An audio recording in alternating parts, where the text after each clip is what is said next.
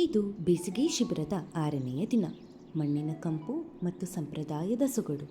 ಮಕ್ಕಳು ಪ್ರಕೃತಿಯ ಮಡಿಲಲ್ಲಿ ಮಣ್ಣಿನೊಂದಿಗೆ ಆಟವಾಡುತ್ತಾ ಅಪ್ಪಟ ಮುಗ್ಧತೆಯಿಂದ ದಿನವನ್ನು ಆರಂಭಿಸಿದರು. ಮಣ್ಣಿನಾಟದ ಸಂಭ್ರಮದ ಜೊತೆಗೆ ನಮ್ಮ ಹಳೆಯ ಪರಂಪರೆಯ ಅಭ್ಯಂಜನದ ಮಹತ್ವವನ್ನು ಪ್ರಾಯೋಗಿಕವಾಗಿ ಅನುಭವಿಸಿದರು.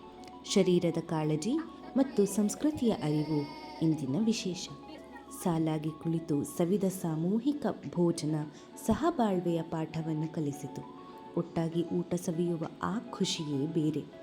ಆ ಪ್ರೀತಿಯ ತುತ್ತು ಎಂದಿಗೂ ಮರೆಯಲಾಗದ ನೆನಪು.